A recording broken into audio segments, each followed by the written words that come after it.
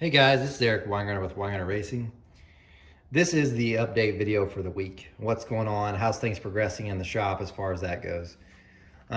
So there's actually quite a bit, a lot, and there's some pretty interesting stuff to share with you guys. So be patient with this one. And guess what, guys? I finally broke 20,000 subscribers. If you could, I hate this, but can you like the video and then maybe comment so it gets to reach more people? I hate whenever people do it on YouTube, but I guess you got to if you want it to grow. Otherwise, it grows really slowly. I don't know. Anyway, let's get to it. A lot happened. Keith came over because, as you know, I had the surgery, so I really can't lift anything over 30 pounds. So Keith, who's working with me, he finally got his Fridays back off again. So he's back working with me in the shop, which is great because we're way behind here. But anyway, I had him work on the truck because I wouldn't have time to mess with it. And it's got to get to the chassis shop in a few weeks. So he had to get the rest of the stuff out. And he pulled the transmission. This was the torque converter that was in the S10. So this is an 8-inch TCI unit, kinda. So if you look, it says TCI and it's got the numbers. But I had sent it off to Ultimate Converter Company, or UCC, and they have their numbers on here. So that's who actually had done it. I don't have a clue what's on the inside. I remember them sending me an invoice and stuff, and I was like, oh, okay, cool. But they might have all been talking Greek to me because it didn't make zero sense to me. So yeah, anyway, this is the converter that's out of it. I might send it off to some company just to have them cut open to see what's all inside, tell me what they think or whatnot. But it really has no purpose at this point because we have a new converter that goes with the engine now, and I won't be NA with it anymore, so no need for this converter. But be curious to see what's on the inside. Anyway, so there's the converter, and I know several people have asked. That's it. Here's something else interesting, and I only have it here, is I've been watching other YouTube channels because, I like YouTube. I go there for information. But anyway, there was this channel called Torque Test Channel. I like that. Don't ask me why. People have their dumb things that they like. He tests all these impacts and stuff. And I've got a piece of crap Craftsman I've had forever, the 19.2 volt deal, and it didn't work very well at all. I bought this thing, this Milwaukee. Oh my God. If I hadn't watched that channel, I probably wouldn't even have bothered. Oh, game changer, guys. It's like the mid torque, but it's so much shorter. It's got a little bit of weight to it, and this is a 3/8 drive. Oh, love it, heaven. Have to say, great deal. I'm not getting paid for any of this, but nice. Anyway, going on, I got other stuff. So here's the transmission, in case you're wondering what transmission was in the truck. This is it. This is the BTE. Sit on the floor instead of being put up because I can't lift it. But this is a Power Glide, and of course an aftermarket case. So that's going back in. I'll just have a PTC converter. Just thought I'd show you that. Here's the next interesting thing. So if you watch my channel, you know I've talked about this. This is the engine that actually came out of the S10. So this is a 355 small block NA stuff. I scheduled the dyno session for Thursday. So all goes well because he's got another engine he's kind of fighting with right now in the dyno. If things are cleared out by Thursday, we'll re-dyno this engine at Denver Machine on Thursday. We're going to see what it makes. This way we can kind of compare it to the ETs and some other stuff as well. We're going to test on 3 different fuels, 91 octane, maybe 4. 91 octane for sure, methanol for sure, and E85 for sure. Maybe because I've got a little bit of the 118 that's left, I might try that. So we'd have pump gas, high octane, methanol, and then E85. Anyway, that's going to happen. I'm going to change the oil before I go. It's the same oil that I've been running in before, but I'm just going to change it just to be safe, because there's a lot of different stuff. I'm going to change it. I'm probably going to change spark plugs too, because those have been in since at least 2 years. So I'm going to do that, and we'll see what it does. I'll go ahead and tell you this one, since you guys will be patient enough. I want you in the comments, guess how much horsepower and torque you think this will make. So you'd have to watch my other videos to go over what you think the engine is, and if you watch my other videos, you would know. We'll just do a quick breakdown. It is a 355 small block. It's 11.9 compression, solid roller cam, and some ported Brodix heads. So what do you think it's going to make? So the person who guessed closest on horsepower, I'm going to send you a t-shirt. And the person that guessed closest on torque, I will send you a t-shirt as well. So be patient on getting the t-shirts. There was one guy that ordered one, and for whatever reason, the post office sent it back because it couldn't go on a plane. It made no sense to me, whatever. But I got my wife to send it out again a different way. So hopefully he gets it soon. But be patient with that. But yes, I'll give you a t-shirt for the person that guesses the closest horsepower and the one that guesses closest torque. You can outwin both. Going on. This is the new engine for the truck. Some parts have been coming in. I've been trying to get it kind of situated. It's not going in the truck right now because I haven't pointed this out. And this is supposed to go to the chassis shop the week before Thanksgiving. And what they're going to do is he's going to cut from here forward and cut out for a bigger radiator, put a rack and pinion in. So he's going to cut the center part out there too.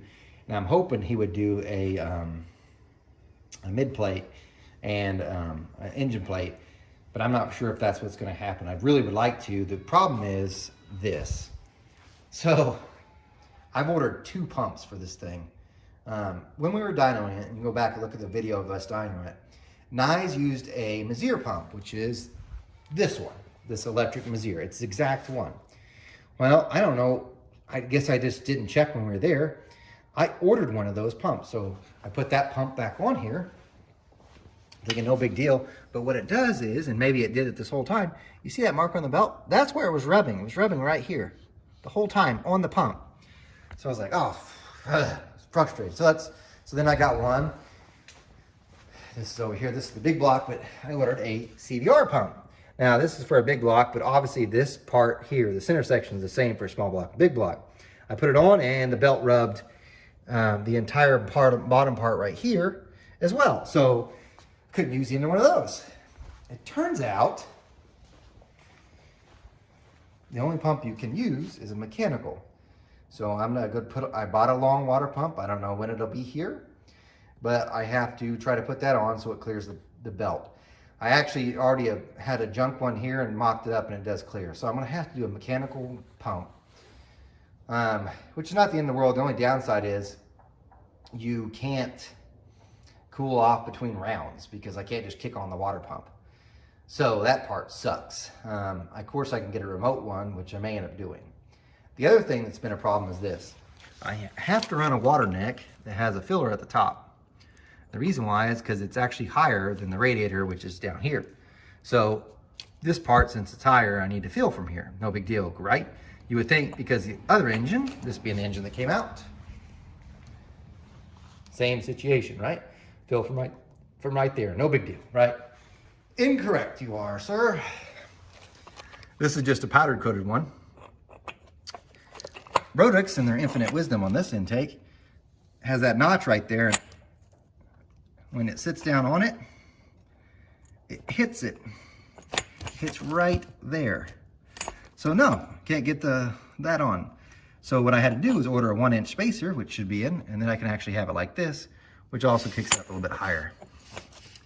So I still have to do that. That's also been kind of a frustration deal. But yeah, I have to have it fill from here. So I can't just I've got other ones where I can just move it wherever I want, but I actually have to fill from here. So otherwise there's air bubbles. So I'm waiting for that to come in too. I actually ordered the radiator. This is an interesting story since I know some of you watch my shipping videos. This one came from UPS and it was a Summit radiator. It had gotten dropped and it broke out through both parts of the box, both the inlet and outlet.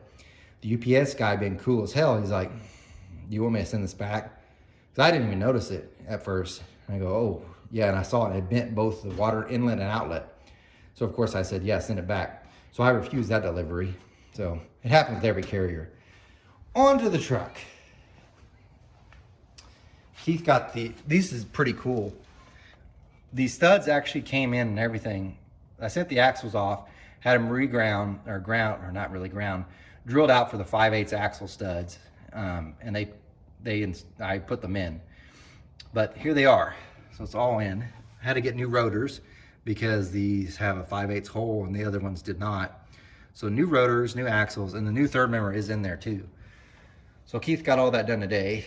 In case you're wondering about the wheels, these are billet specialties. They don't have a black one like this. So I got it powder coated, which they don't look too bad.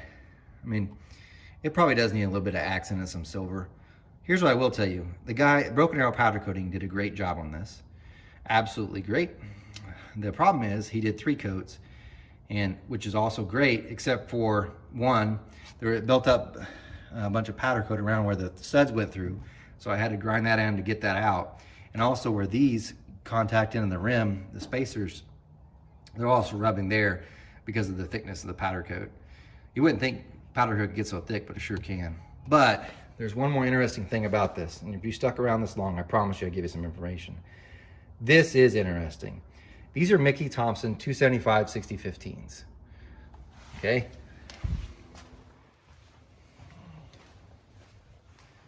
These are the Nittos. They're the exact same size.